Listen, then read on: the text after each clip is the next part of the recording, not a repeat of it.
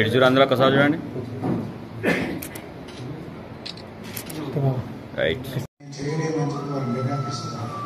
అయితే ఆర్థిక పరిస్థితి ఇబ్బందిగా ఉండి లక్షల్లో ఖర్చు అయ్యేటువంటి వైద్య పరీక్షలకు సభ్యులు చాలా ఇబ్బంది పడుతుంది. కాబట్టి ఈరోజు ఎమ్మెల్యే గారికి మా యొక్క విజ్ఞప్తి, మా మనవి, మీరు పై అధికారుల దృష్టికి, ప్రభుత్వ దృష్టికి, మంత్రుల దృష్టికి, ముఖ్యమంత్రి గారి దృష్టికి తీసుకొచ్చి ప్రధానంగా ఎన్నో సంవత్సరాలుగా ఉన్నటువంటి ఈ అసౌకర్యాన్ని మీరు కృషి చేసి, మీ వంతు కృషి చేసి మాకు ఆ హాస్పిటళ్లలో, ప్రైవేట్ హాస్పిటళ్లలో వైద్య సేవలు, ఉచిత సేవలు అందేటట్టుగా మీరు అందుకు కృషి చేయాల్సింది.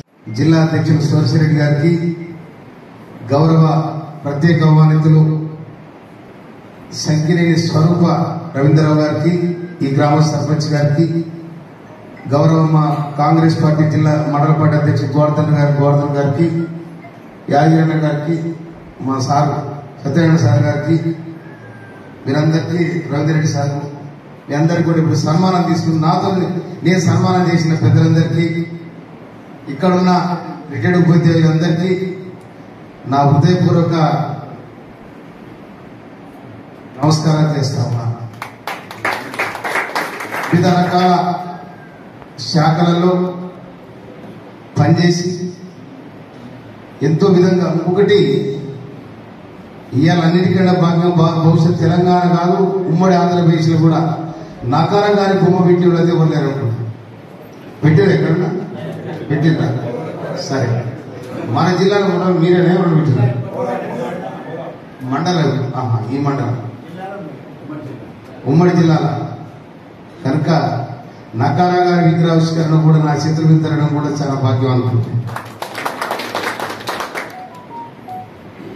ఒక వ్యవస్థ కోసం, ఒక సమస్య కోసం, లక్షలాది మంది కోసం పోరాటం చేసి సాధించిన దాంట్లో తృప్తి చాలా ఉంటుంది. కానీ నకారా గారు కూడా సెంట్రల్ గవర్నమెంట్ సబ్మిట్ చేసుకుంటూ ఇక్కడ ఉపాధ్యాయులకు రిటైర్డ్ అయిన తర్వాత నువ్వు ఏమి ఇస్తావని సుప్రీంకోర్టు ద్వారా గెలిచి వీళ్ళందరికీ దాదాపు 2002 వరకు పెన్షన్ వచ్చే అవకాశాలు కల్పించిన మహనీయుడు ఆయన. 2002 నుంచి పెన్షన్ విధానం తీసేసి సర్కార్, అవునా? 2004 నుంచి ఈ పెన్షన్ విధానం లేదు, మీ దాంట్లో ఏదో కొద్దిగా కట్ చేస్తే వాటితో కల్పిస్తా ఉన్నాం. కనుక మీ సేవలు ఉపాధ్యాయులుగా అన్నిటికంటే వృత్తి చాలా, ఉపాధ్యాయ వృత్తి చాలా గొప్పది. ఎందుకు గొప్పదంటే 4 గోడల మధ్య ఈ వ్యవస్థను నిర్మాణం చేసే శక్తి ఒక ఉపాధ్యాయునికి ఎవరికి లేదు. నా వ్యక్తిగతంగా అయితే ఏ డిపార్ట్మెంట్ తప్పు చేసినా ఒప్పుకుంటా, కానీ ఉపాధ్యాయుల దగ్గర తప్పు జరిగితే చాలా బాధపడుతుంది. ఎందుకంటే ఉపాధ్యాయుడే కనుక సరైన దిశలో ప్రయాణం చేయలేకపోతే, సరైన విద్యా బోధన చేయలేకపోతే, ఇన్నాళ్ళు బాగుండే ధర ఇప్పుడే కొద్దిగా ఇంతకుముందు సుప్రీంకోర్టు ఆర్డర్ లేకుండా పిల్లలు భయపడుతుండే. మేము అటెండర్ వస్తేనే సక్సెస్ స్కూల్ పోతుండే, బైక్ పట్టుకొస్తుండే అటెండర్ కూడా సెపరేట్. ఆనాడు ఉపాధ్యాయులు వస్తుంటే గడగడ వణికేవాళ్ళం. కానీ ఈనాడు ఫ్రెండ్షిప్ అయింది విద్యార్థుల పిల్లలు. ఆ ఫ్రెండ్షిప్ కూడా మంచి విద్యను అందిస్తే చాలా చక్కగా ఉంటుంది కూడా. కనుక వివిధ రకాల డిపార్ట్మెంట్లో మీరు జాబ్ చేసి ఉంటారు. అంత ఉపాధ్యాయులేనా కాదు? ఆల్ డిపార్ట్మెంట్స్ వివిధ హోదాలో వివిధ డిపార్ట్మెంట్లో జాబ్ చేసి రిటైర్డ్ అయ్యారు మీరు. మీ సేవలు కూడా ఎంతో జరుగుతుంది. ఇవాళ గురువు లేని విద్య ఎక్కడ ఉండదు. ఒక ఏకలవ్యునికే మదిన దర్శనం చేసిన ఏకలవ్యుడు ఒక్కడే గురువు లేకుండా విద్య నేర్చుకున్నాడు. దాన్ని కూడా కపటనాటకం వారికి చరిత్ర చెప్తుంది మనం. కనుక మీ అందరికీ ఇవాళ హెల్త్ సమస్య ఉన్నదని చెప్పి రవీంద్రెడ్డి మన సంతోష్ గారు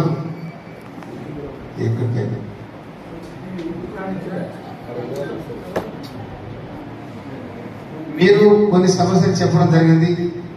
సెంట్రల్ గవర్నమెంట్ 3 డిఏలు ఇచ్చింది. రాష్ట్ర ప్రభుత్వం 1 డిఏ కూడా మా బకాయిలు ఉన్నాయి రాలేదని చెప్తా ఉన్నాం.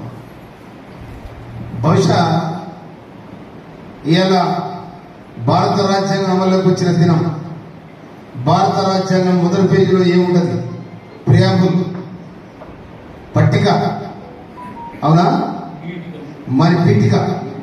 ఆ పీఠికలో భారతదేశ సార్వభౌమాధికారాన్ని నిర్మించుంటారా? అది ఏమున్న మనకేం చెప్తా ఉంది? మనిషికి మాట్లాడే హక్కు, మనిషికి జీవించే హక్కు, మనిషి చదువుకునే హక్కు, అన్ని స్వతంత్రం పొందే హక్కు ఆ పీఠికలో మనకు ఉండదు. ఈ రోజు నాడు అది పొందుపరిచిన భారతదేశంలో.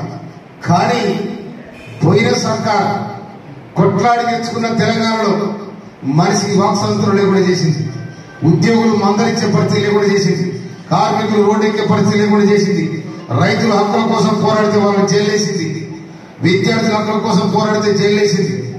కనుక రకరకాల నరకయాతన అనుభవించింది ప్రజానికం. అందుకోసమనే కులాలకు, మతాలకు, పార్టీలకు అతీతంగా ఇవాళ మీరందరూ కూడా కాంగ్రెస్ పార్టీకి ఓటేసింది. కాబట్టి కాంగ్రెస్ పార్టీ అభివృద్ధికి వచ్చింది. ఒక్కరు కాదు, అభ్యుదయవాదులందరూ కూడా అవతల పార్టీలు ఉన్నా కూడా దొరుకుతుంది. కారణం ఏంటంటే ఈ వ్యవస్థ నాశనం అయిపోవాలి. ఇక్కడ ఉంటే వీల్లేదని చెప్పి. ఎందుకంటే మన రథకాలను చూసిన చూడలేదు. నయా రథకాలు ఇక్కడ మొదలైంది. ఇవాళ నేను 22 సంవత్సరాలుగా మీ కళ్ళ ముందు ఇదే ఊరైతే నిజంగా రవీంద్రరావు గారు ఇక్కడే ఉన్నారు, వారు సర్పంచ్ గారు. ఇక్కడ ఆ జాని మన నాతో ఒక జాని సత్యనారాయణ సార్, రవీంద్రరావు గిలగిలమే పట్టి తెలంగాణ కోసం కొట్లాడినారు. దాదాపు 130 ధర్నాలు చేసింది. వీళ్ళు కొట్లాడి తెచ్చుకున్న తెలంగాణ ఎవరి పాలు అయిపోయిందంటే ఈ 5 పాలు అయిపోయింది. మొత్తం ఖజానా మొత్తం లూటీ అయిపోయింది. ఇవాళ కొత్త ప్రభుత్వం వస్తే దాన్ని ఎట్లా సరి చేయాలని కూడా వాళ్ళు తర్జన భర్జన చేస్తా ఉన్నారు. కనుక ఉపాధ్యాయుల ఎడలు కానీ, రిటైర్డ్ ఉపాధ్యాయుల ఎడలు కానీ, ఉద్యోగుల ఎడలు కానీ ప్రభుత్వానికి కూడా స్పష్టమైన అవగాహన ఉంది. కొంచెం అటు ఆలస్యమైనా కూడా తప్పకుండా మీరు పెట్టే డిమాండ్స్ కూడా నేను ప్రభుత్వానికి విన్నవిస్తానని కూడా నేను మనవి చేస్తా ఉన్నాను. ఇవాళ రవీంద్ర గారు అన్నట్టు ఈ మార్చి కాకుండా ఆ మార్చిలో అయినా కూడా అయితే సంతోషం చెప్తా ఉన్నాం. ఏదైనా కూడా నాకు ఎందుకంటే నన్ను బాగా సీఎం గారు బాగా గుర్తిస్తున్నాను. నేను కూడా సభలు చెప్తాను, నాకు తెలియదు.